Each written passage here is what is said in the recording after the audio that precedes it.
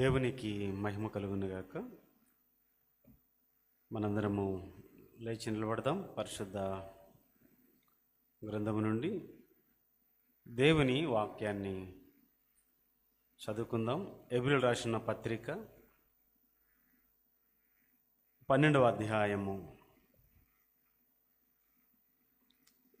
9వ వచనము మనందరము కలిసి చదువుకుందాం.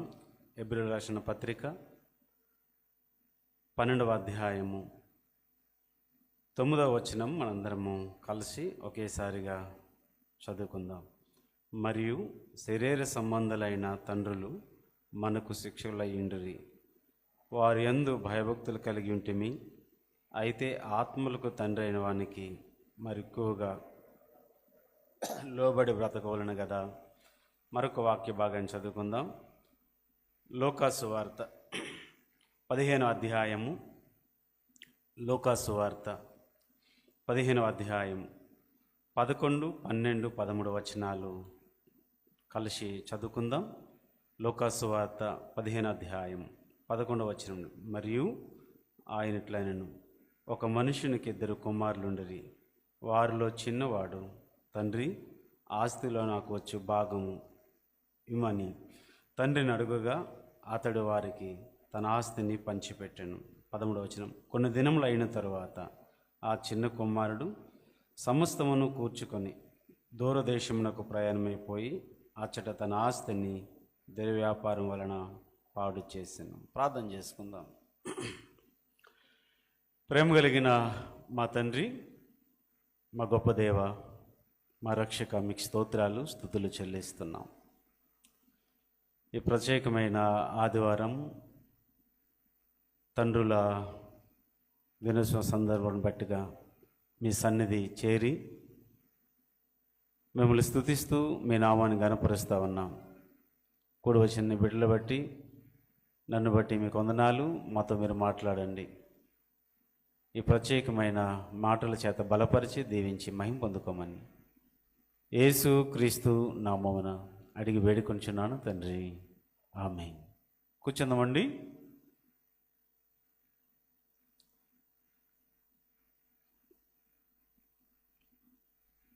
ఈ దినము చక్కగా దేవుని సన్నిధిలో మనం కూర్చొని ఉన్నాం. ఈ దినం దేవుని యొక్క వాక్యాన్ని మనము నేర్చుకోబోతున్నాం. ఈ ప్రత్యేకమైన ఆదివారం తండ్రుల దినోత్సవం సందర్భంగా ఇప్పటికే పిల్లలైన వారు చాలామంది తండ్రులకు హ్యాపీ ఫాదర్స్ డే అని చెప్పి ఉంటారు. తండ్రి మీద చాలా చక్కని వర్ణించే పాటలు ఉన్నాయి. తండ్రిని గురించి చక్కటి కవితలు ఉన్నాయి. తండ్రిని గణపరిచి ఒక మంచి రోజు, ఆ రోజు ఈ దినము ఉండటం మరంత సంతోషకరమైన దినం. తండ్రులు కూడా గణపరిచే ఒకరోజు దేవుడు ఏర్పాటు చేయడం, ఇది దేవుని కృప. కాబట్టి తండ్రులైనటువంటి వారికి, తండ్రులు కాబోతున్న వారికి ఒక దేవుని సేవకునిగా శుభాకాంక్షలు వారికి తెలియజేస్తూ హ్యాపీ ఫాదర్స్ డే. సరే, దేవుని వాక్యాన్ని 2 చోట్ల మనము చదువుకుంటూ వచ్చాం. హెబ్రీయులకు రాసిన పత్రికలో 12వ అధ్యాయం 9వ వచనం, లూకాసు వార్త 15వ అధ్యాయం 11, 12, 13 వచనాలు చదువుతూ వచ్చాం. ఈ 2 వాక్య భాగములను బట్టి ఈరోజు దేని గూర్చి మనం నేర్చుకోబోతున్నామో నేను చెప్పకముందునే మీకు అర్థమై ఉంటుంది. సో తండ్రులు దినోత్సవ సందర్భంగా తండ్రిని గూర్చి మనము నేర్చుకుంటాం. అలాగే కుమారులు, కుమార్తెల గురించి కూడా మనము నేర్చుకోబోతాం. దేవుని వాక్యంలో కొన్ని సంగతులు ఈ విధంగా దేవుడు రాయించారు. ఆ మాటలు మనము ఆలకిద్దాం. తండ్రి ఎన్నిక, తండ్రిని నియమించడం, ఇది దేవుని ఏర్పాటు. భార్యని ఎన్నుకునే అవకాశము భర్తకు ఉంటుంది, భర్తను ఎన్నుకునే అవకాశం భార్యకు ఉంటుంది. కానీ తండ్రిని ఎన్నుకునే అవకాశం పిల్లలకైతే లేదు. మాకు అలాంటి నాన్న అయితే కావాలి అని ఎన్నుకునే అవకాశం అయితే ఏ పిల్లలకి లేదండి. దేవుడు పిల్లల మీద తండ్రిగా నియమించింది ఒక సందర్భాన్ని మనం జ్ఞాపకం చేసుకుంటే, యేసుక్రీస్తు ఈ లోకాన్ని రక్షకుడిగా ఆయన పుట్టబోతున్నారు.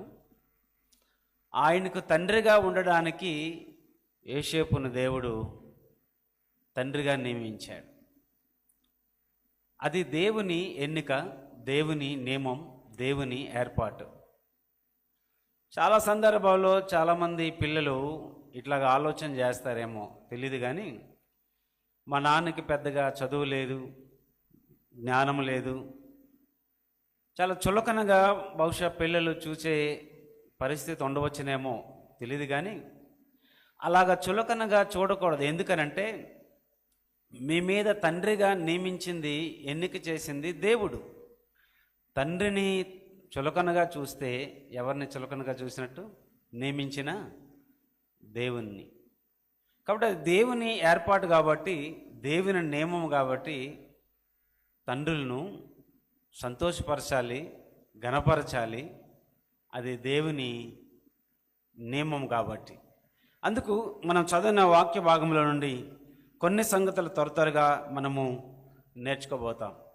లూకాసు సువార్త 15వ అధ్యాయంలో 11వ వచనం నుండి చివరి 32వ వచనం వరకు ఒక తండ్రి మనకు కనిపిస్తాడు. ఆ తండ్రికి 2 కుమారులు ఉన్నారు.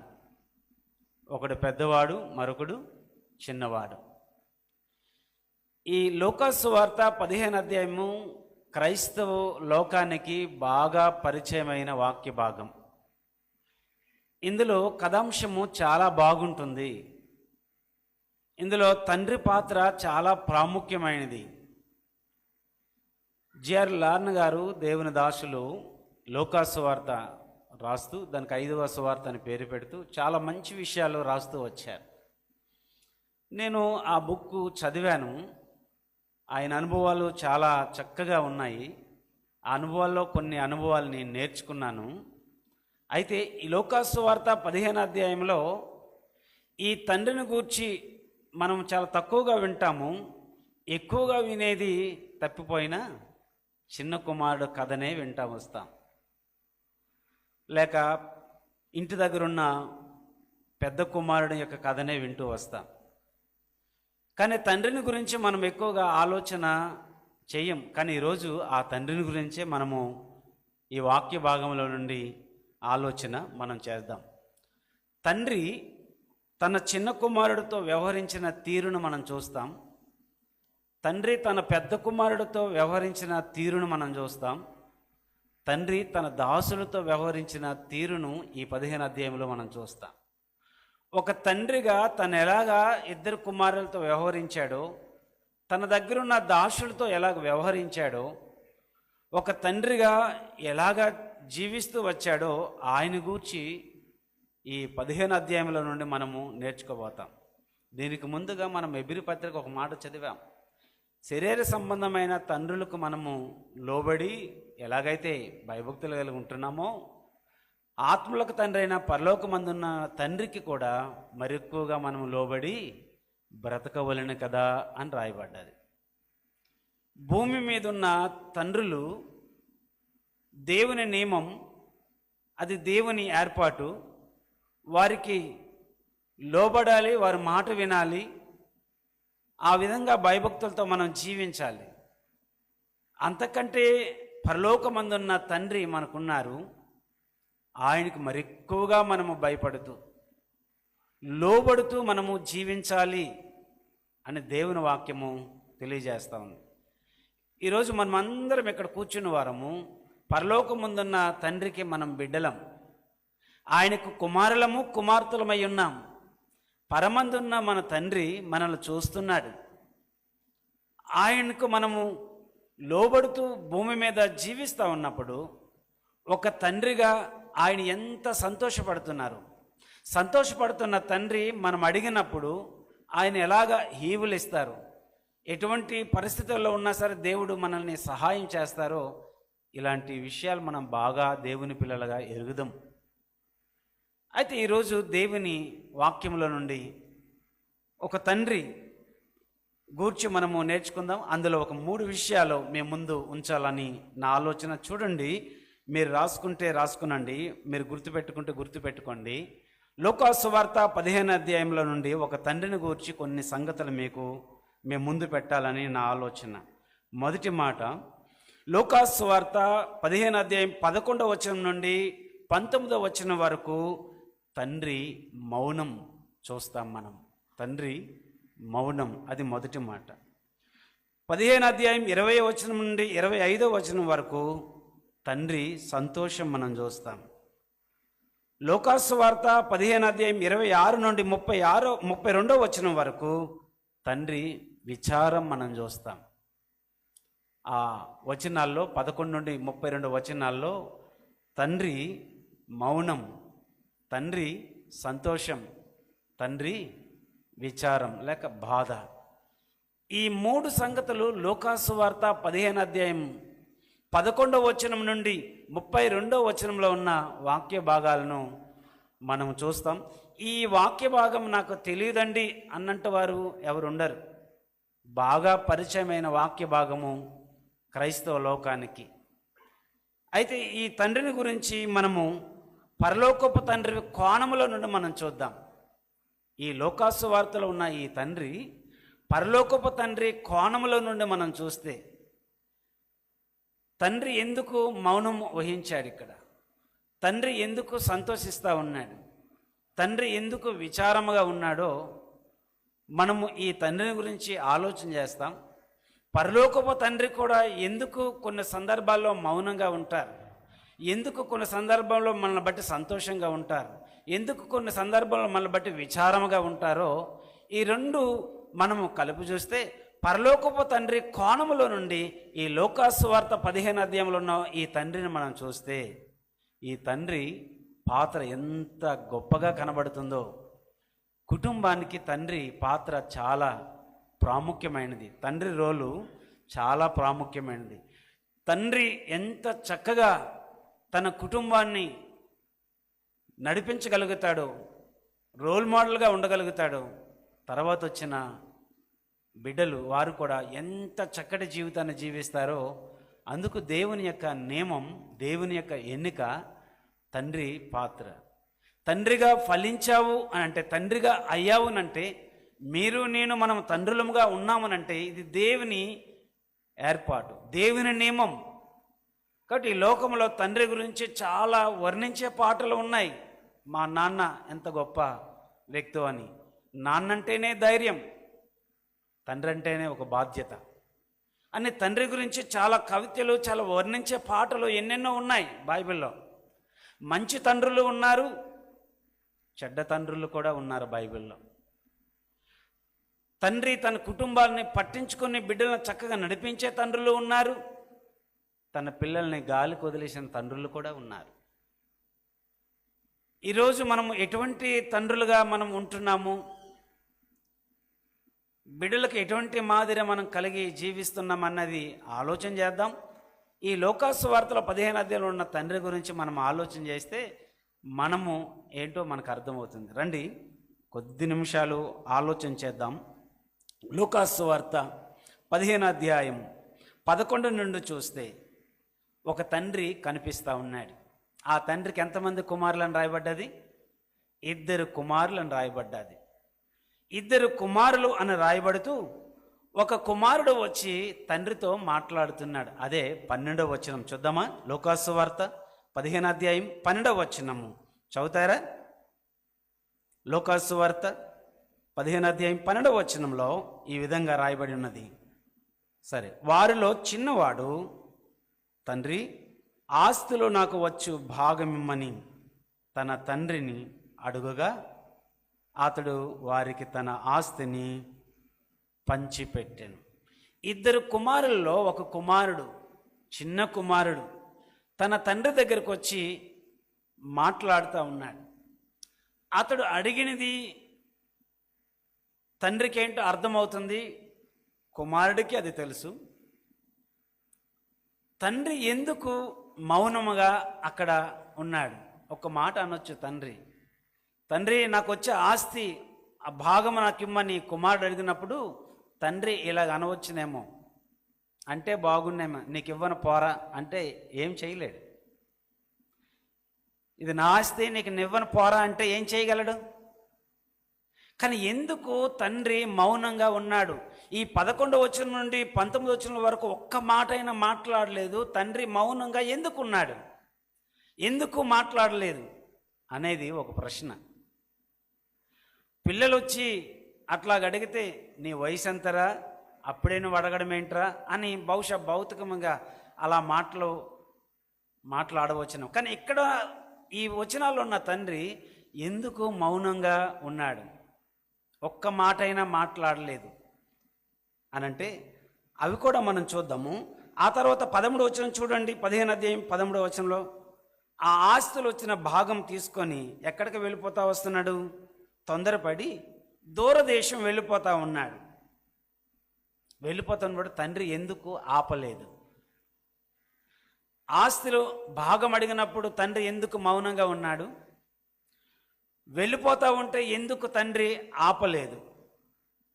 ఆ తర్వాత 15వ అధ్యాయము 15, 16 వచనాల దగ్గరికి వస్తే కుమారుడు అక్కడికి వెళ్ళాక ఎన్ని బాధలు అనుభవిస్తున్నాడో, ఎన్ని ఇబ్బందులు పడుతున్నాడో, ఎన్ని కష్టాలు పడుతున్నాడో, ఎన్ని తంటాలు పడుతున్నాడో అవన్నీ కూడా అక్కడ మనం చూస్తాం.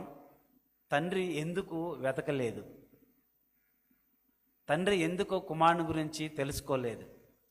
మనకి డౌట్ రావాలి. తండ్రికి ప్రేమ లేదంటారా? తండ్రికి కనీసం కనికరం లేదంటారా? ఈ వచనాల్లో ఉన్న తండ్రి తన చిన్న కుమారుడు తండ్రి దగ్గరకు వచ్చి అడుగుతా వస్తున్నాడు, నాన్న ఆస్తిలో నాకు రావాల్సిన భాగం నాకు ఇమ్ము అని అడిగినప్పుడు, రే ఇంకా నీకు పెళ్ళవలేదు, నువ్వు పెద్దవాడో కాలేదు, నువ్వు నన్ను అడగడం ఏంటి, నీకు ఇవ్వను పోరా అంటే ఏమీ చేయలేడు. కానీ తండ్రి అక్కడ మౌనంగా ఉన్నాడు. కుమారుడు అడిగినది తండ్రికి సమ్మతమా? ఇష్టమయ్యిందంటారా? పోనీ ఒక 100 రూపాయలు ఇవ్వు డాడీ అంటే కొనుక్కోరా అని ఇవ్వచ్చునేమో. కానీ కుమారుడు అడిగేది ఏంటి? ఆస్తిలో భాగం అడుగుతా వస్తున్నాడు. అయినా తండ్రి అక్కడ ఏమీ మాట్లాడలేదు, మౌనంగా ఉన్నాడు ఒక తండ్రిగా. ఇన్ని జరుగుతున్నా సరే పరలోకపు తండ్రి కూడా కొన్నిసార్లు మౌనంగా ఉన్న సందర్భాలు మనం చూస్తాం. దేవుని పిల్లలుగా మనము ఈ లోకంలో బ్రతుకుతూ ఉన్నప్పుడు ఎన్నో ఇబ్బందులు, ఎన్నో శ్రమలు, ఎన్నో కష్టములు చాలాసార్లు మనకు అనిపిస్తుంది, నా జీవితంలో ఇన్ని కష్టాలు నాకే రావాలా, ఇంకెవరికి లేనన్న కష్టాలు నా జీవితంలో కలిగాయి, అయినా దేవునికి ఇంత పట్టింపు లేదు, ఎందుకు దేవుడు నన్ను చూడట్లేదు, ఎందుకు నా తండ్రి మౌనంగా ఉంటున్నాడనే పరిస్థితులు ఎన్నో మనకి అనిపించవచ్చు. ఇక్కడ భౌతికంగా ఒక తండ్రి మౌనంగా ఉన్నాడు. కొన్నిసార్లు మనము ఎంత ప్రార్థన చేసినా, ఎన్ని శ్రమలు అనుభవించినా, ఎన్ని ఇబ్బందులు అనుభవించినా, ఎన్ని నిందలు, ఎన్ని అవమానాలు భరించి, దేవా నువ్వు ఉన్నావు, అసలుకి నన్ను చూడవా, నన్ను పట్టించుకోవా, ఎందుకు మౌనంగా ఉంటున్నాడు దేవుడు అని రెండు మనం దగ్గర ఆలోచన చేస్తే, ఇక్కడ కుమారుడు ఆస్తిని అడిగాడు, తండ్రి మౌనంగా ఉన్నాడు, ఏమీ మాట్లాడలే. అది తండ్రికి ఇష్టమా కాదా, సమ్మతమా అని అంటే సమ్మతం కాదు. కానీ అడిగితే ఇచ్చాడా లేదా? ఇచ్చేశాడు. కొన్ని సందర్భాల్లో దేవుడు కూడా మనం నాకు అదే కావాలి, నాకు అదే కావాలి, నాకు అదే కావాలంటే తీసుకురపోరా అని ఇస్తాడు దేవుడు. కొన్నిసార్లు ఆ తర్వాత మనం అనుభవిస్తాం బాధ, ఎందుకు బాబోయ్ ఇది అన్నట్టు అనిపిస్తుంది మనకి. ఇక్కడ తండ్రి గురించి మనం ఆలోచన చేస్తూ ఉన్నప్పుడు ఎందుకు మౌనంగా ఉన్నాడు? దేవుని పిల్లలుగా మనము కూడా చాలా బాధల్లో, కష్టాల్లో, అవమానాల్లో ఉంటున్నప్పుడు పరలోకపు తండ్రి చూచి చూడనట్టు ఎందుకు ఊరుకున్నాడు, మౌనంగా ఉన్నాడు? కారణాలు ఏంటి? ఎక్కువ చెప్పను కానీ ఒక 2 కారణాలు చెప్తాను రండి. ఎందుకు తండ్రి మౌనంగా ఉన్నాడో ఒక 2 కారణాలు మీకు చూపిస్తాను. మొదటి కారణం ఏంటనంటే, ఆయనకు ఇష్టం లేని మనవి ఏదైతే మనకు ఆయన ఇష్టం లేదు అడుగుతామో అక్కడ తండ్రి మౌనంగా ఉంటారు, మాట్లాడరు. రెండోది, నీ సొంత ఇష్టాల దగ్గర దేవుడు జోక్యం చేసుకోడు. నువ్వు ఏదైతే అడుగుతున్నావో అది తండ్రికి ఇష్టం లేదు కానీ నువ్వు అడుగుతున్నావు, అక్కడ దేవుడు మౌనంగా ఉంటాడు. నీ సొంత ఇష్టాల దగ్గర అదే కావాలని ఏదైతే అడుగుతున్నావో ఆ విషయంలో కూడా దేవుడు జోక్యం చేసుకోడు. ఈ రెండు కారణాలు బట్టి తండ్రి ఎందుకు మౌనంగా ఉంటున్నాడు అనేది మనకి ఇక్కడ అర్థమవుతుంది. రండి ఒక్కొక్కటిగా మీకు చూపిస్తాను. పరిశుద్ధ గ్రంథంలో నుండి లోకాసు వార్త 15:12 మనం చూస్తూ వచ్చాం కదా. తండ్రి, ఆస్తిలో నాకు వచ్చు భాగము ఇమ్మని అడిగితే అక్కడ తండ్రి ఏమీ మాట్లాడలేదు. ఆ కుమారుడు అడిగినది తండ్రికి సమ్మతి కాదు, అయినా సరే అడిగినది ఇచ్చాడన్న మాట మనం చూస్తున్నాము. మరొక మాట మనం చూద్దాం, పరలోకపు తండ్రి కోణంలో చూద్దామన్నాం కదా. రండి మొదటి సమూయేలు గ్రంథం 8వ అధ్యాయము, త్వరగా తీసిన వారు చదవగలిగితే మొదటి సమూయేలు గ్రంథం 8వ అధ్యాయం 5వ వచనంలో ఒక చక్కటి మాట మనకి కనిపిస్తుంది. ఆ మాట చదువుదామా? మొదటి సమూయేలు గ్రంథం 8వ అధ్యాయం 5వ వచనంలో అక్కడ జనులు ఏమని మాట్లాడుతున్నారు అంటే, చదువుతారా? చిత్తగించము, నీ వృద్ధుడువు, నీ కుమారులు నీ ప్రవర్తన వంటి వారు కలవారు కారు. సకల జనులు మర్యాద చొప్పున మాకొక రాజును నియమించము, అతడు మాకు న్యాయము తీర్చునని అడుగగా. జనులు ఇలా మాట్లాడుతూ వస్తున్నారు, మాకొక రాజును నియమించము, అతడు మాకు ఏం తీరుస్తాడు? న్యాయము తీరుస్తాడు అన్నాడు. ఈ అడిగే ఈ మాట, ఈ మనవి దేవునికి ఇష్టమంటారా? సకల జనులు మర్యాద చొప్పున మమ్మల్ని ఏలడానికి, మాకు న్యాయం తీర్చడానికి మాకు ఒక రాజు కావాలి. అసలు రాజు ఎందుకు వారికి అవసరమైంది? దేవుడే వారికి రాజుగా ఉండి నడిపిస్తున్నాడు, దేవుడే వారికి తండ్రిగా ఉండి నడిపిస్తున్నాడు. దేవుడు వారిని నడిపించడానికి, వారిని సరైన మార్గంలో పెట్టడానికి అక్కడ ప్రవక్తను పెట్టాడు, సమూయేలు ఉన్నాడు. అయినా సరే వీరు ఎందుకు అడుగుతూ వస్తున్నారు? మాకు రాజు కావాలి, మాకు రాజును నియమించము, అతడు మాకు న్యాయము తీరుస్తాడు అన్న మనవి అడుగుతూ వస్తున్నారు. అయ్యా, నిన్ను కాదు విసర్జించింది, నన్నే వారు విసర్జిస్తున్నారు అని దేవుడు సమూయేలుతో మాట్లాడడం కూడా ఇవి చూస్తాం. అయితే ఎందుకు వారు రాజు కావాలని అడుగుతున్నారా? వచనాలు మనం చదువుతూ వచ్చాం. ఆ మాట పరలోకపు తండ్రికి సమ్మతమా, ఇష్టమా అని అంటే ఇష్టము కాదు వారు అడిగినది. కానీ అయినా సరే వారు అడిగారు కాబట్టి వారికి రాజుగా దేవుడు ఇచ్చాడు. ఆ రాజు వారిని ఎన్ని ఇబ్బందులు పెడతాడో, ఎన్ని కష్టాలు పెడతాడో, ఎన్ని సమస్యల్లోకి నెట్టుతాడో అది దేవునికి తెలుసు. కొన్నిసార్లు పిల్లలు అడిగేది అది మంచికి అడుగుతున్నారా, దేనికి అడుగుతున్నారో ఇచ్చే తండ్రికి తెలుసు. అందుకు తండ్రి కొన్నిసార్లు ఇవ్వటానికి వెనకడుగేస్తాడు, అందుకు కొన్నిసార్లు తండ్రి ఇవ్వడానికి ఇష్టపడాడు. అయినా సరే పిల్లలు పదే పదే అడుగుతూ ఉన్నప్పుడు సరే పోరా నీకు ఇస్తానని కొన్నిసార్లు ఇస్తాడు తండ్రి. సకల జనులు మర్యాద చొప్పున మాకు రాజును ఏలడానికి రాజు కావాలి, ఆయన న్యాయం తీరుస్తారని అడగగానే వారు దేవుడు అది వారికి ఇచ్చాడు. తర్వాత ఇశ్రాయేలు ప్రజలు ఆ రాజు వల్ల పడిన కష్టాలు, ఆ రాజు వల్ల అనుభవించిన బాధలు ఇన్నెన్ని కాదు, చాలా అనుభవించారు. మనం దేవుని దగ్గరకు వచ్చి ప్రార్థన చేసేటప్పుడు చాలా జాగ్రత్తగా ప్రార్థన చేయాలి. ఏదైనా అడిగేటప్పుడు చాలా జాగ్రత్తగా మనం అడగాలి. దేవా, నీ చిత్తమైతే మాకు ఇవ్వండి, దేవా నీ చిత్తమైతే మా జీవితంలో ఇది అనుగ్రహించండి, దేవా ఇది మీ చిత్తమైతే మా పిల్లలకు అనుగ్రహించండి, దేవా మీ చిత్తమైతే ఇది ఇవ్వండి అని అడగాలి. దేవా మాకు ఇవ్వండి అంటే దేవుడు ఇస్తాడు. ఇచ్చిన తర్వాత దానివల్ల ఎన్ని బాధలు, ఎన్ని కష్టాలు అనుభవిస్తున్నామనంటే దేవుడు ఎందుకు ఇవ్వకుండా కొన్నిసార్లు ఆలస్యం చేశాడో మనం అర్థం చేసుకోకుండా అట్లా మాట్లాడుతూ వస్తాం. ఈ భూమి మీద ఉన్న తండ్రి కూడా కొన్నిసార్లు ఎందుకు ఇవ్వకుండా మౌనంగా ఉంటాడు, ఎందుకు ఇవ్వకుండా లేట్ చేస్తాడు, ఎందుకు ఆలస్యం చేస్తారు మనం పిల్లలుగా అర్థం చేసుకోక నాకు కావాలంటే తండ్రి ఇస్తాడు, ఇవ్వకుండా మానడు. కానీ అది నీ జీవితంలో పొందితే దానివల్ల నష్టాలు, దానివల్ల ఇబ్బందులు ఉన్నాయి. అందుకు తండ్రి కొన్నిసార్లు తన ప్రేమను బట్టి, తన ఆలోచన బట్టి, తన అనుభవాన్ని బట్టి ఇవ్వకుండా కొంత లేట్ చేస్తూ ఉంటాడు. అయితే ఇక్కడ మనం ఆలోచిస్తున్నాం, ఎందుకు తండ్రి మౌనంగా ఉంటున్నాడు? అన్ని బాధలు పడుతున్నా సరే, అన్ని కష్టాలు పడుతున్నానంటే అది కూడా మీకు చూపిస్తాను, అది కూడా మీ వివరణ మీకు ఇస్తాను. తర్వాత ఇంకా మనం ఆలోచన చూద్దాం రండి దేవుని వాక్యముల నుండి. లోకాసు వార్త 15 అధ్యాయం, లోకాసు వార్త 15 అధ్యాయం 15-16 వచనాల్లో అక్కడ కుమారుడు దూరదేశం వెళ్ళే తన పరిస్థితి ఇప్పుడు అక్కడ ఎలా ఉన్నది అంటే, తినడానికి చాలా ఇబ్బందులు పడుతూ ఉన్నాడు, చాలా కష్టాలు పడుతున్నాడు. ఏం ప్రభా నీకేం పట్టదా, ఇన్ని బాధలు భరిస్తున్నాను, ఇన్ని కష్టాలు భరిస్తున్నాను అంటే అడిగింది ఎవరు? కుమారుడేగా. దూరదేశం వెళ్ళాడు, ఆస్తంతా పోగొట్టుకున్నాడు, నానా కష్టాలు పడుతున్నాడు, తినడానికి ఆహారం లేదు, ఇన్ని బాధలు పడుతుంటే, ఇన్ని కష్టాలు పడుతుంటే తండ్రికి ఏం ప్రేమ లేదా, తండ్రికి కనికరం లేదా అంటే, ఏం ప్రభా నీకేం పట్టదానంటే అసలు అడిగింది ఎవరు? అసలుకి నాది నాకు ఇచ్చే అని అడిగింది ఎవరు? బలవంతం చేసింది ఎవరు? నాకు కావాలని అడిగింది ఎవరు? అసలుకి కుమారుడేగా. మరి ఇప్పుడు అన్ని బాధలు అనుభవిస్తుంటే పట్టినట్టు తండ్రి ఎందుకున్నాడనా? తండ్రికి అన్నీ తెలుసు. మన పైన ఉన్న పరలోకపు తండ్రికి ఆయన ఎరుగుదుడు.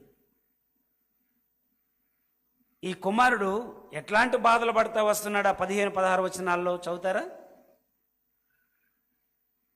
15-16 వచనాల్లో అతడు పందులు మేపుటకు తన పొలములోనికి వాడిని పంపెను. వాడు పందులు తిను పొట్టుతో తన కడుపు నింపుకొని ఆశపడెను, కానీ ఎవడను వానికి ఏమీ ఇయ్యలేదు. ఈ 15-16 వచనాల్లో కుమారుడుగా ఎన్ని ఇబ్బందులు పడుతున్నాడో అక్కడ చూస్తూ ఉన్నాం, ఎన్ని కష్టాలు పడుతూ ఉన్నాడో అక్కడ వచనాల్లో మనం చూస్తూ ఉన్నాం. ఎందుకు అన్ని ఇబ్బందులు, ఎందుకు అన్ని కష్టాలు అంటే, తను వచ్చిన ఆస్తి ఏం చేశాడు? దుర్వ్యాపారం వలన. ఇంకొక మాట చివరి 30 వచనం దగ్గరికి వస్తారు, కానీ వేశ్యలకు ఇచ్చి తన ఆస్తిని అంతా ఏం చేసుకున్నాడంటే పాడు చేసుకున్నాడు. ఇప్పుడు తినడానికి ఏమీ లేదు, ఇబ్బందులు పడవలసిన పరిస్థితి వచ్చింది. ఇన్ని ఇబ్బందులు పడుతూ ఉంటే, ఇన్ని కష్టాలు పడుతూ ఉంటే ఆ పడుతున్న తండ్రి ఆ కుమారుడులా కనాలి.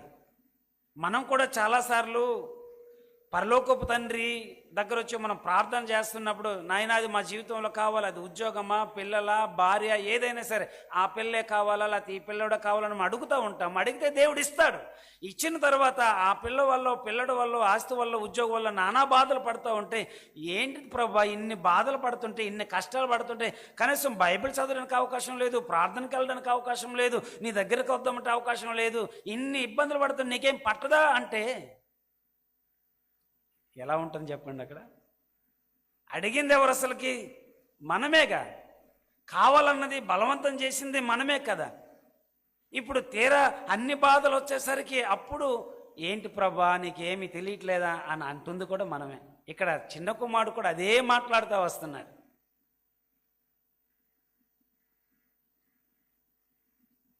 నాకు కావాలి, నాకు రావాల్సింది ఇవ్వు అని అడిగితే, ఒక మాటలో చెప్పాలంటే నీకు ఇవ్వను పోరంటే ఏమీ అవ్వదు, కానీ తండ్రి అక్కడ ఏమీ మాట్లాడలే, మౌనంగా ఉన్నాడు. కుమారుడు అడిగింది ఇచ్చాడు. అది తీసుకుని వెళ్ళిన తర్వాత ఎన్ని బాధలు పడుతున్నాడు, ఎన్ని ఇబ్బందులు పడుతున్నాడు ఇక్కడ మనము దేవుని వాక్యంలో మనం చూస్తూ వస్తున్నాం. మరొక కారణం మనం చూస్తే, సొంత ఇష్టాల దగ్గర కూడా దేవుడు జోక్యం చేసుకోడంట. ఎలాగయ్యానంటే, ఒక మాట మనం చూస్తే, ఆదాము ఉన్నాడు, పండు తినకుండా దేవుడు ఆపగలడా, ఆపలేడా? దేవునికి సాధ్యమా, సాధ్యం కాదా? సాధ్యమే, ఆపగలడు. కానీ మన సొంత ఇష్టాల దగ్గర దేవుడు ఎప్పుడు జోక్యం చేసుకోడు. దావీదు పాపం చేయకుండా దేవుడు ఆపగలడా, ఆపలేడంటే ఆపగలడు. కానీ మనము స్వేచ్ఛగా ఈ లోకంలో దేవుడు ఉన్నాడు, తండ్రి ఉన్నాడు అనే భయభక్తులు కలిగి దేవుని ఎదుట మనం ఎలా బ్రతకాలో మనకు అది తెలియాలి, మనము నేర్చుకోవాలి. ఆదాము పండు తినకుండా దేవుడు ఆపగలడు. ఇంకా మనం ఈ కథాంశంలోకి వస్తే, ఆ ఆస్తి అడిగినప్పుడు తీసుకొని వెళ్ళిపోతున్నప్పుడు వెళ్ళకు అని తండ్రి ఆపగలడు, కుమారుడిని ఆపగలడు. కానీ కుమారుడిని ఆపలేదు తండ్రి.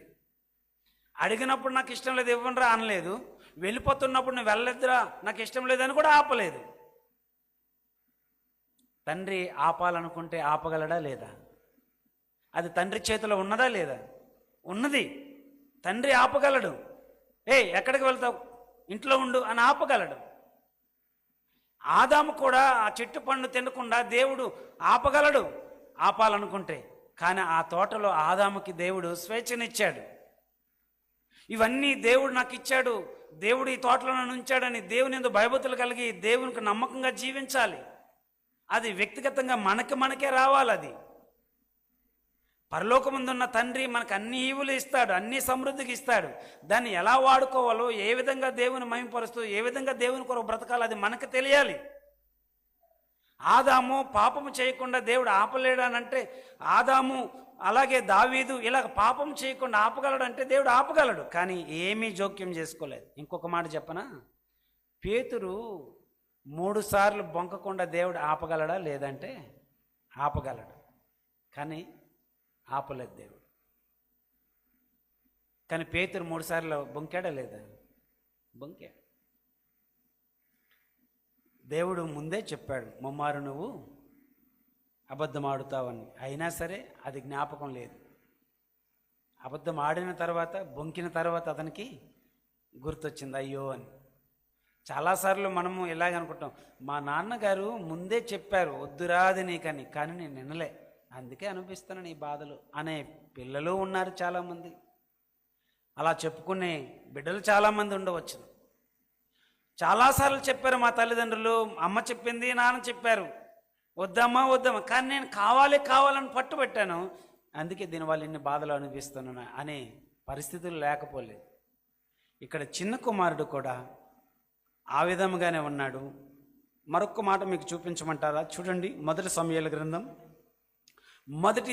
గ్రంథం 4వ అధ్యాయం 2వ వచనంలో ఇక్కడ ఇశ్రాయేలు ప్రజలు ఒక మాట మనం చూడగలుగుతాం.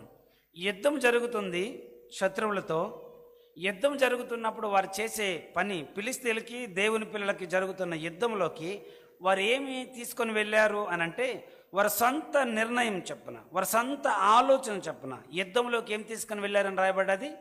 చదువుతారా? ఒకరు చదవండి గట్టిగా. ఫిలిష్తీయులు ఇశ్రాయేలు మీద యుద్ధ పంక్తులుగా తీర్చుకొని ఇశ్రాయేలీయులు ఫిలిష్తీయులు ఎదుట ఓడిపోయి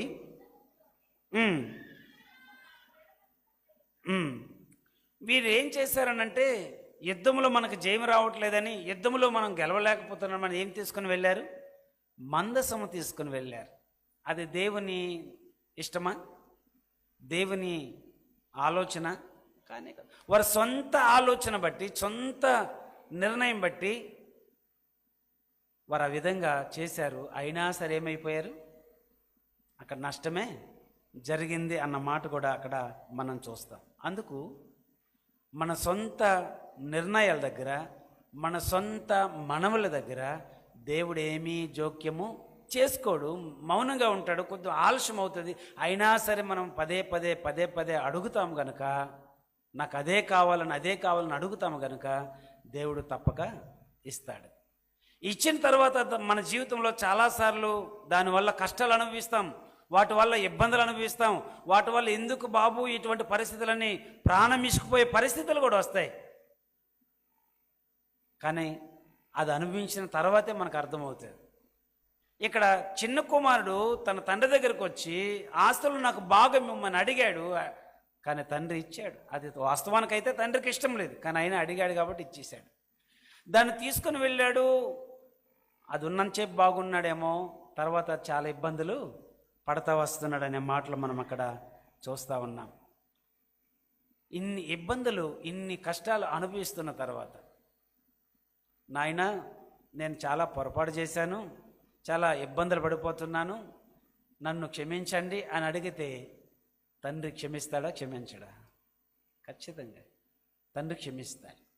ఇప్పుడు ఆ పని చేయవలసింది ఎవరు? కుమారుడే చేయాలి, కుమార్తె చేయాలి.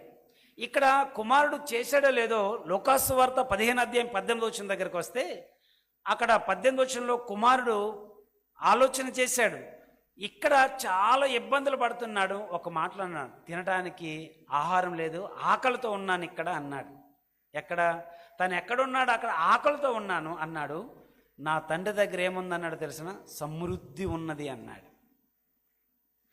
సరే, ఇక్కడ ఆకలి ఉంది, తండ్రి దగ్గర సమృద్ధి ఉంది.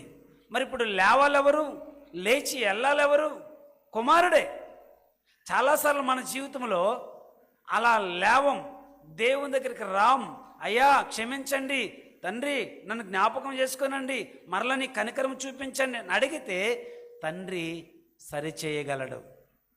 సరిచేసే ఆ అధికారము తండ్రికి ఉన్నది. తండ్రి చేయగలడు. ఏదైనా పొరపాటును తండ్రి దగ్గరికి వచ్చేవో మనం, తండ్రి ఇది నా పొరపాటే, తండ్రి ఇది నా తప్పిదమే అని అడిగితే తండ్రి సరిచేయగలడా? లేదంటే తండ్రి సరిచేయగలడు. సరిచేసే అవకాశం ఉంటుంది అక్కడ. ఇప్పుడు అదే చేశాడు చిన్న కుమారుడు. పరలోకపు తండ్రికి నీకు నేనేం చేశాను? విరుద్ధముగా పాపం చేశానని ఎరిగిన వాడే ఇక్కడ ఇన్ని ఇబ్బందులు పడేదానికంటే, ఆకలితో చచ్చిపోవటం కంటే నా తండ్రి దగ్గర సమృద్ధిగా ఉన్నదని ఎరిగి అతడు లేచి ఇప్పుడు ఎక్కడికి వస్తున్నాడు? తండ్రి దగ్గరికి వస్తూ ఉన్నాడు. ఇంతవరకు మనం నేర్చుకున్నది మొదటి 11-19 తండ్రి ఎందుకు మౌనంగా ఉన్నాడో చూస్తూ వచ్చాం. పరలోకపు తండ్రి కూడా ఎందుకు మౌనంగా ఉంటున్నాడో కూడా మనం చూస్తూ వచ్చాం. ఈ తండ్రిని పరలోకపు తండ్రి కోణంలో మనం చూస్తూ ఉన్నప్పుడు, మనము ప్రార్థన చేసినా దేవుడు వినట్లేదు, మనం అడిగినా దేవుడు వినట్లేదు అని అంటే ఎందుకు ఆయన మౌనంగా ఉన్నాడో అది మనం అర్థం కావక, దేవా నాకెందుకు ఇవ్వ, నాకు ఇదే కావాలి ఇదే కావాలని అడిగినప్పుడు దేవుడు ఇస్తాడు. ఇచ్చిన తర్వాత దానివల్ల బాధపడతాం, ఇబ్బంది పడతామని దేవుడు కొన్నిసార్లు మౌనంగా ఉంటాడు. అది మనం అర్థం చేసుకో. ఈ లోకంలో ఉన్న తండ్రి కూడా బిడ్డలు చేదో అడుగుతారు, కానీ కొన్నిసార్లు తల్లిదండ్రులు ఎందుకు అది ఇవ్వకుండా మౌనంగా లేదని అంటారు. అది పిల్లలకు అర్థం కాక, మా నాన్న మంచోడు కాదు, ఏం అడిగినా ఇవ్వడం అని అంటారు పిల్లలు. మా నాన్న అంతే, ఎప్పుడు అడిగినా ఏది ఇవ్వడు, అసలుకి అడగడం ఒకటి దండుగా అన్నట్టుగా పిల్లలు అనుకుంటారు. కానీ ఎందుకు తండ్రి ఇవ్వకుండా? ఇవ్వడానికి ఏం తండ్రి దగ్గర లేక కాదు, తండ్రి ఏమి ఇవ్వకపోవడానికి కఠినాత్ముడు కాదు, ఇవ్వగలడు. కానీ దానివల్ల బిడ్డకి అంత అవసరం లేదు, అది దానివల్ల నష్టమే, అవసరం లేదు అని తండ్రి కొన్నిసార్లు ఆలోచన చేస్తాడు. పిల్లలు అది గ్రహించక, అది ఆలోచన చేయక చాలా మారం చేస్తారు, ఏడుస్తారు, ఇబ్బంది పెడతారు. సరేరా నీ ఇష్టం, ఒక మాట అంట, నీ కర్మ నీ ఇష్టం అన్నట్టు మాట్లాడుతూ వస్తారు. సరే, ఇక్కడ కుమారుడు తిరిగి లేచి తండ్రి దగ్గరికి వస్తూ ఉన్నాడు. వచ్చినప్పుడు తండ్రి ఇప్పుడు ఎలాగ సంతోషపడుతున్నాడో ఆ తండ్రిని గురించి కొన్ని సంగతులు మరలా మనము ఆలోచన చేద్దాం. రెండో మాట రండి, లూకాసు వార్త 15 నుండి 25 వరకు ఇక్కడ తండ్రి సంతోషాన్ని మనం చూస్తాం. ముందేమో 11 నుండి 19 తండ్రి మౌనాన్ని మనం చూస్తూ వచ్చాం. ఎందుకు మాట్లాడలేదు, ఎందుకు మౌనంగా ఉన్నాడు, ఎందుకు ఆపలేదు, ఎందుకు వెతకలేదు, ఈ మౌనాన్ని అంతా మనం చూస్తూ వచ్చాం. ఇప్పుడు తండ్రి ఎందుకు సంతోషం? ఎవరికి సంతోషం? ఇక్కడ తండ్రికి సంతోషం. ఎందుకు సంతోషం తండ్రికి అనేది ఆలోచన చేస్తే రండి, 20 నుండి 25 వరకు మనం ఆ వాక్య భాగాన్ని మనం చూస్తే అక్కడ రాయబడిన మాటలు చాలా చక్కని మాటలు రాయబడ్డాయి. వాడు ఇంకా దూరముగా ఉన్నప్పుడు, లూకాసు వార్త 15:20 నుండి, వాడు ఇంకా దూరముగా ఉన్నప్పుడు తండ్రి వానిని చూచి కనికరపడి పరిగెత్తి వాని మెడ మీద పడి ముద్దు పెట్టుకొనెను. అప్పుడు ఆ కుమారుడు అతనితో, తండ్రి, నేను పరలోకమునకును విరుద్ధముగాను నీ ఎదుట పాపం చేసేదని, ఇంక మీదట నీ కుమారుడు నన్ను అనిపించుకొనుటకు యోగ్యుడును కానను. అయితే తండ్రి తన దాసులను చూచి ప్రశస్త వస్త్రములు త్వరగా తెప్పించి వీనికి కట్టి వీని చేతికి ఉంగరము పెట్టి పాదములకు చెప్పులు తొడిగించుడి, క్రొవ్వుని దూడను తెచ్చి వధించుడి, మనము తిని సంతోషపడదుము. ఈ నా కుమారుడు చనిపోయి మరలా బ్రతికెను, తప్పిపోయి దొరికెను అని చెప్పాను. అంతటా వారు చెప్పండి ఏంటి?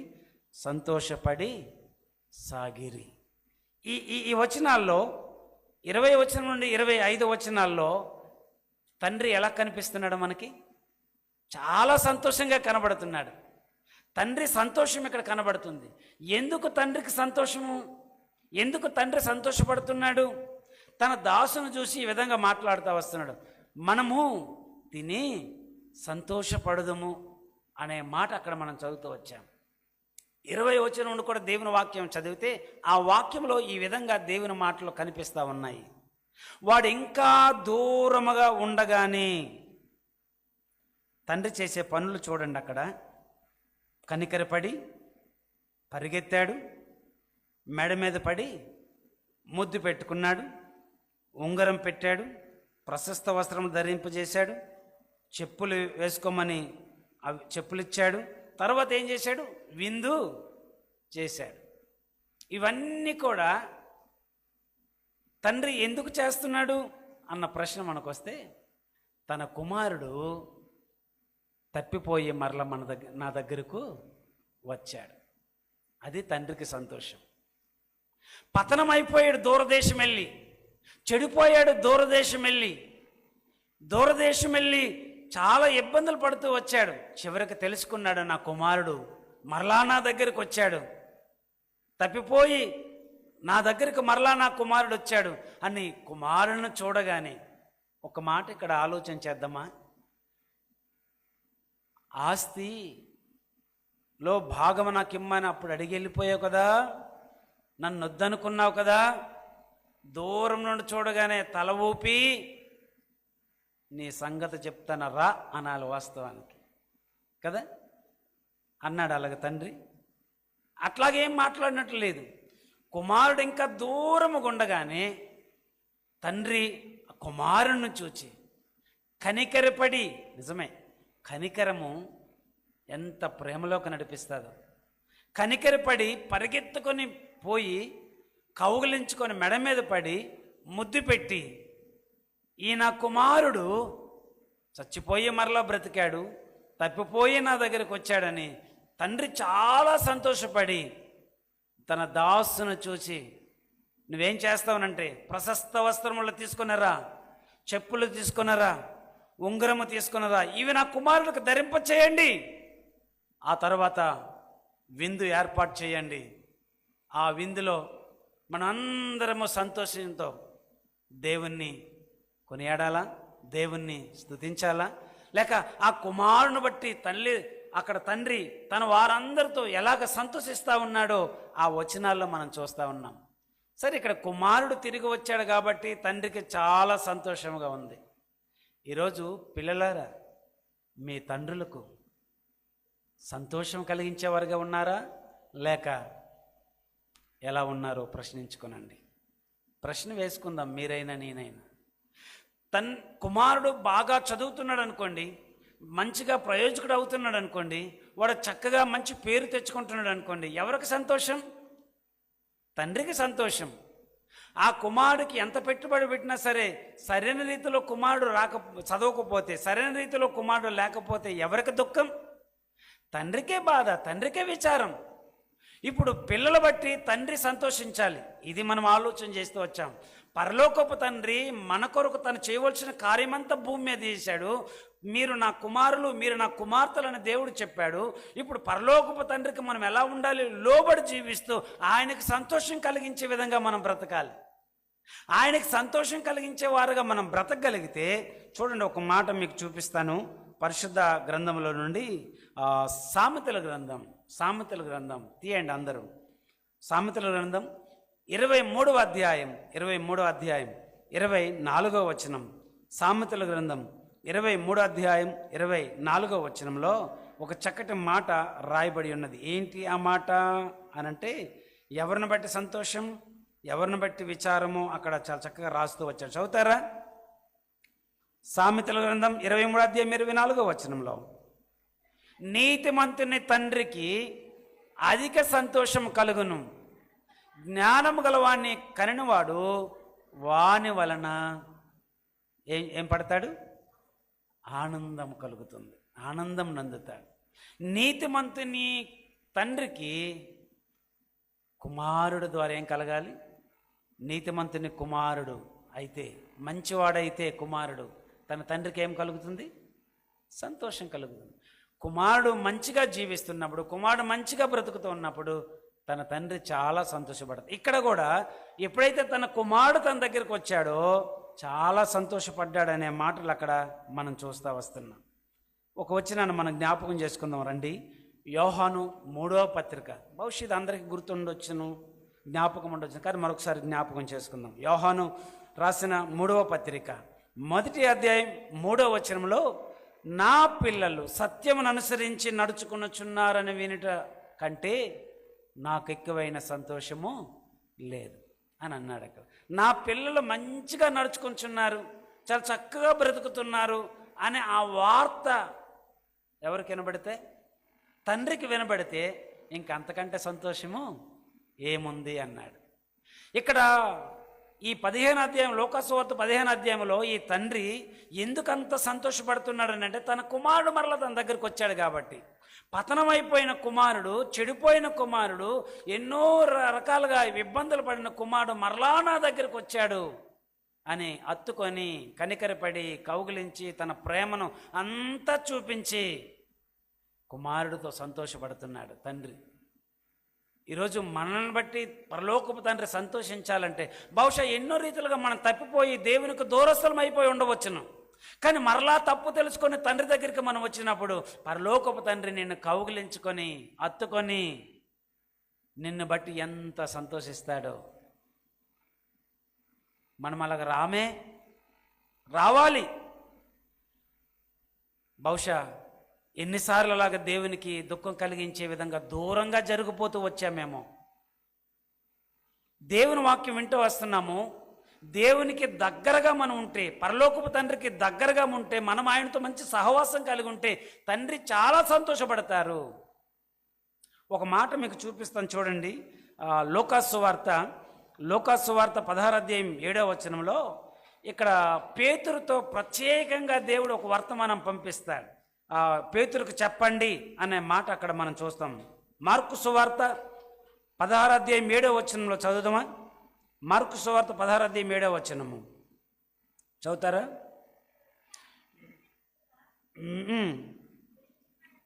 వెళ్ళుచున్నాడని శిష్యులతోనూ పేతురుతోనూ చెప్పండి. అక్కడ రాస్తున్న మాట, మీరు వెళ్ళండి శిష్యులతోనూ, తర్వాత ఏమన్నాడు స్పెషల్గా ఎవరితోనూ, పేతురుతో కూడా చెప్పండి అన్నాడు. ఎందుకు పేతురు అంత ప్రత్యేకమైన వాడు? పేతురుతో కూడా ప్రత్యేకంగా చెప్పండి. ఎందుకనంటే 3 సార్లు అబద్ధం ఆడింది పేతురే గనక, 3 సార్లు బొంకింది ఆ పేతురే కాబట్టి పేతురుతో చెప్పండి నేను లేచానని, నేను సజీవుడినై లేచానని ఈ మాట పేతురుకు చెప్పండి. పతనమైపోయిన పేతురుతో చెప్పండి. దేవునికి ఎప్పుడు సంతోషమో తెలిసిన, పతనమైపోతున్న వారిని దేవుడు బాగు చేయడం తండ్రికి సంతోషం, ఆయన సహవాసంలో చేర్చుకోవడం ఆయనకి సంతోషం, మనము తిరిగి ఆయన దగ్గరకు వస్తే మరంత ఆయనకి సంతోషం. తండ్రికి అప్పుడు అటువంటి సంతోషం మనం కలిగించే విధముగా మనం జీవించితే ఆయన మనల్ని బట్టి ఎక్కువగా సంతోషించే గొప్ప దేవుడు. అందుకన్నాడు, నా పిల్లలు సత్యమును అనుసరించి నడుచుకొనుచున్నారని వినుట కంటే ఇంకేమి సంతోషం, అంతకంటే సంతోషం నాకు ఎక్కడుంది, అదే నాకు చాలా సంతోషం అన్నట్టు ఆ వచనాల్లో మనం చూస్తూ వస్తున్నాం. రండి, చివరిగా క్లుప్తంగా చెప్పినను దేవుని వాక్యాన్ని ముగించడానికి త్వరగా ఒక్క మాట మీకు చూపిస్తాను చూడండి. సామెతల గ్రంథం, ఈ మాట కూడా మనం చూద్దాం. రండి, త్వరగా క్లుప్తంగా ఈ మాటను చెప్పి మనం ముగించడానికి దశలోకి వెళ్దాం. సామెతలు 17వ అధ్యాయం 21వ వచనము, ఒక చక్కటి మాట మనం చూద్దాం. అక్కడ దేవుని వాక్యములో నుండి ఎందుకు అక్కడ తండ్రి విచారంగా ఉంటాడో ఆ మాట చదివిన తర్వాత లోకాసు వార్తలోకి మనం వెళ్దాం. చదువుతారా? సామెతలు 17:21.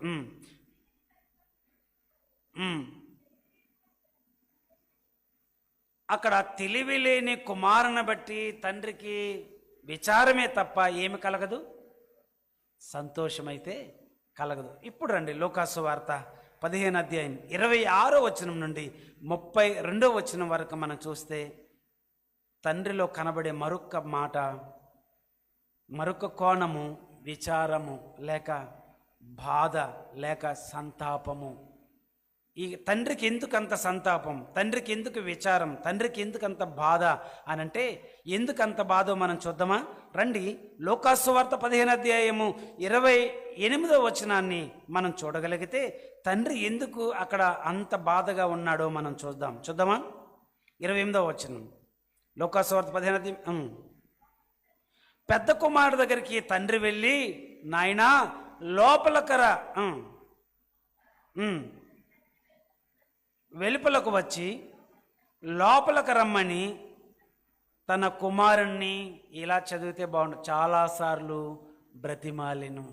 తండ్రి బయటికి వెళ్ళి తన పెద్ద కుమారుడితో ఇలా మాట్లాడుతున్నాడు, నాయనా లోపలికి రా, లోపలికి రా అని తండ్రి చాలాసార్లు బ్రతిమాలెను. లోపల విందు జరుగుతుంది, విందులో తండ్రి సంతోషంగా ఉన్నాడు, చిన్న కుమారుడు సంతోషంగా ఉన్నాడు, దాసులు సంతోషంగా ఉన్నారు. కానీ పెద్ద కుమారుడు ఎక్కడున్నాడు? వెలుపల ఉన్నాడు, బయట ఉన్నాడు. ఎందుకు వారి సంతోషంలో పెద్ద కుమారుడు పాలు పొందలేదు? ఎందుకు వారి సంతోషంలో పెద్ద కుమారుడు ఉండలేదు?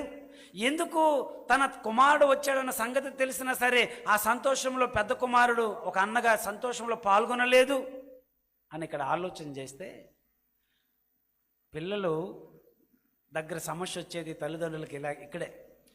పోనీలే, ఎలా అంటే మార్తా మరియలు ఉన్నారు చూడండి, ఆ కథ మనకు తెలిస్తే యేసు ప్రభు వారు వారి ఇంటికి వచ్చారు.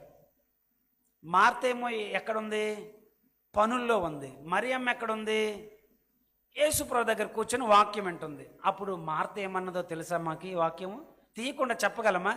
ప్రభువా ప్రభువా నీకు చింత లేదా అని అడిగింది.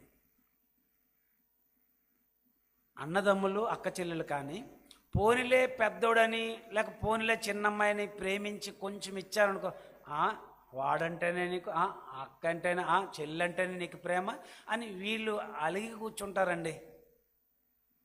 ముఖము ముడుచుకొని కూర్చుంటారండి. ఎంత పిలిచినా సరే అనండి. కనీసం రారంట, నేను రాను అన్నట్టుగా ఉంటారండి. అంటే ఎలా ఉంటున్నదని అంటే, వాడిని నువ్వు ఎక్కువగా చూసావు, నన్ను చాలా తక్కువగా చూసావని. ఇన్ని రోజుల నుండి లేక ఇన్ని సంవత్సరాలు బట్టి నేను పెద్ద కుమారుడుగా నీ దగ్గరే కదా ఉన్నాను. ఏ ఆస్తిని అడిగానా? ఎప్పుడైనా నా స్నేహితులతో సంతోషించడానికి, విందు చేసుకోవడానికి ఎప్పుడైనా ఇచ్చావా? ఇవేమి ఇవ్వలేదే. ఈరోజు నీ ఆస్తి అంతా పాడు చేసి మరలవాడు రాగానే విందు చేసి చాలా సంతోషపడుతున్నావు. ఎవరికి కోపం వచ్చింది? పెద్ద కొడుకు కోపం వచ్చింది. దేవుడు మన పక్కన వాళ్ళని ప్రేమించి ఆశ్రదించి కొంచెం గొప్ప చేశాడు అనుకోండి, ఎవరికి కోపం వస్తుంది చెప్పండి? ఆయనంటే ఇష్టం, అందుకే పాట ఇచ్చారు. ఆయనంటే ఇష్టం, అందుకే ఆయనకి చదవడానికి ఇచ్చారు. అంటే పక్కనోడు మనకంటే ఆశ్రదింపబడితే అప్పుడు ఒరిజినాలిటీ బయటకు వస్తుందండి మనలో నుండి. మనల్ని బాగా చూసినంతసేపు బాగానే ఉంటుంది. మనకంటే మన పక్కన వాళ్ళని కాస్త స్థానం ఎక్కువ ఇచ్చామనుకో, అప్పుడు నాలో నుండి ఒరిజినల్ ఏంటో అప్పుడు బయటకు వస్తుంది అనమాట.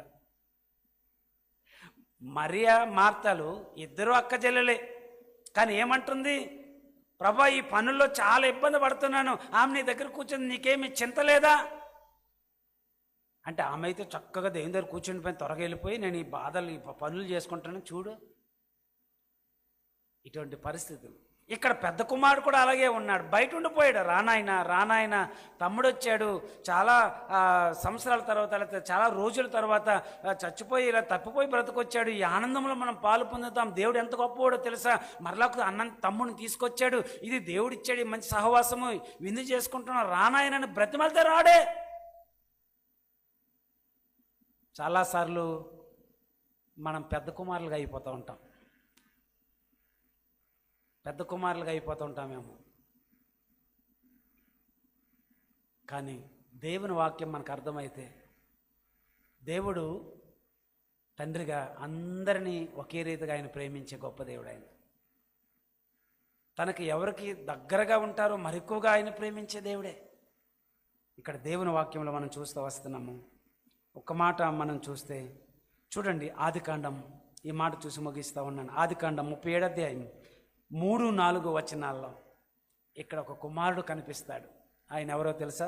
ఆదికాండం 37 అధ్యాయం 3-4 వచనాల్లో యాకోబు కుమారుల్లో ఒక కుమారుడు యోసేపు. తండ్రి అతన్ని ప్రేమించి మంచి వస్త్రాలు ఇచ్చాడు. కాస్త అన్నదమ్ముల కంటే ప్రేమ ఎక్కువగా ఎవరి మీద ఉంది? యోసేపు మీద ఉంది. దాన్ని బట్టి అసూయ ఎవరికి వచ్చింది? కోపం ఎవరికి వచ్చింది? అన్నదమ్ములకు వచ్చింది. అందరినీ తండ్రి ఒకేలాగా ప్రేమిస్తున్నప్పుడు, అందరిని ఒకేలాగా చూస్తున్నప్పుడు, పోన్లే నా తమ్ముడు నాకే కదా అంట. కానీ కొంచెం హెచ్చు తగ్గులు అయితేనే ఒరిజినల్ బయటకు వస్తుంది అన్నట్టు ఇక్కడ అన్నదమ్ముల్లో కనబడతా వస్తుంది అన్నమాట. అసూయపడ్డారు అన్న మాట అక్కడ మనం చూస్తున్నాం. ఎందుకని యోసేపు మీద అసూయపడ్డారు? తన తండ్రి ఎక్కువగా ప్రేమించిన కారణాన ఒక విచిత్రమైన అంగీని అతను కుట్టి ఇచ్చినందువల్ల తన అన్నదమ్ములకి ఏమొచ్చిందంట? తమ్ముడి మీద అసూయ వచ్చింది. తండ్రి పాత్ర గురించి లోకాసు వార్తలో 3 విషయాలు నేర్చుకుంటూ వచ్చాం. మొదటి విషయం ఏంటి?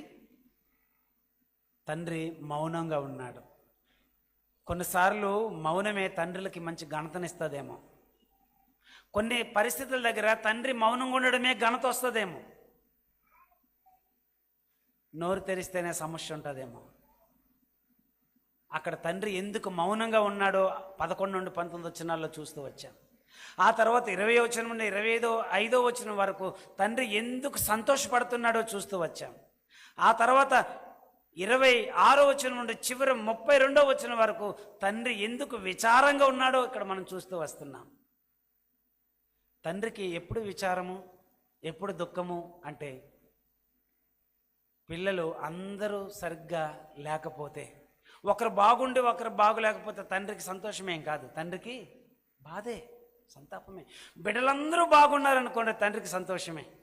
ఇక్కడ చిన్నోడేమో విందులో సంతోషంగా ఉన్నాడు, పెద్దోడైతే బయట ఉన్నాడు, అయ్యో పెద్దోడు కూడా లేడే అనే విచారం, బాధ, సంతాపం ఎవరికి కలిగిందంట? తండ్రికి కలిగింది. అందుకు పిల్లలారా, అందుకు మనం ఎబ్రీ పత్రికలో చదివాము, శరీర సంబంధమైన తండ్రులకు వారు మనకి శిక్షకులు అయి ఉన్నారు. మన క్రమశిక్షణలో పెట్టడానికి దేవుడు నియమించాడు. సరైన మార్గంలో నడిపించడానికి దేవుడు వారిని నియమించాడు. వారి మాట మనం వినాలి. వారి యందు మనం భయభక్తులు కంటే లోబడాలి. అంతకంటే పరలోకపు తండ్రికి మనము లోబడి బ్రతకవలను కదా అని అన్నాడు. తండ్రులను గౌరవించాలి, సన్మానించాలి, గొప్ప చేయాలి, వారి మాట కూడా వినాలి. అందుకు ఇక్కడ తండ్రి పాత్ర ఎంత గొప్పదో మనం చూస్తూ వచ్చాం. రండి, అటువంటి స్థితిలో బిడ్డలుగా మనం పరలోక తండ్రి దృష్టికి లేకపోతే చక్కటి నిర్ణయం చేసుకుందాం, ఆలోచన చేద్దాం, ప్రార్థన చేద్దాం. తరల వంచండి, కండ్ల మూసుకొనండి, కొద్ది నిమిషాలు దేవుని సన్నిధి ప్రార్థన చేసుకుంటూ వద్దాం. దేవుని వాక్యాన్ని వింటూ వచ్చాం. లోకాసు వార్త 15వ అధ్యాయంలో ఒక తండ్రికి 2 కుమారులు. తండ్రి పాత్ర అక్కడ మనం చూస్తూ వస్తున్నాం. తండ్రి కొన్ని సందర్భాల్లో మౌనంగా కనిపించాడు. ఎందుకు తండ్రి మౌనంగా కనిపించాడో, ఆ మౌనమే తండ్రికి ఎంత ఘనత. కొన్ని సందర్భాల్లో లేక కొన్ని కోణాల్లో తండ్రి చాలా సంతోషంగా కనబడ్డాడు. ఎందుకు తండ్రి సంతోషం కనబడ్డాడో మనం చూస్తూ వచ్చాం. కుమారుడు చెడిపోయాడు, పతనమైపోయాడు, అతన్ని మరలా బాగు చేయాలి, అది తండ్రికి సంతోషం. మరలా తన కుమారుడిగా అధికారం ఇచ్చాడు, అది తండ్రికి సంతోషం. ఈరోజు నీవు నేను మనందరము తండ్రికి ఎప్పుడు సంతోషమో తెలుసా? మనల్ని బాగు చేసి ఆయన సహవాసంలో మనముండి, ఆయన సహవాసంలో కొనసాగి ఆయన మహిమపరిచే వారంగా ఉంటే తండ్రికి చాలా సంతోషం. తండ్రికి ఎప్పుడు విచారమో తెలుసా?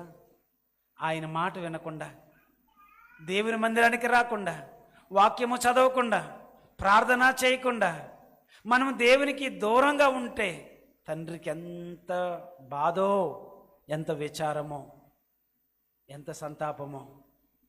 ఈరోజు నీవు నేను ఎలా ఉన్నాం? పరలోకపు తండ్రి బిడ్డలం మనం. ఆ తండ్రికి ఎలా సంతోషం కలిగించే వరంగా ఉన్నామో లేమా? ఒకసారి ఆలోచన చేస్తూ పరీక్షించుకుంటూ ప్రార్థన చేద్దామా?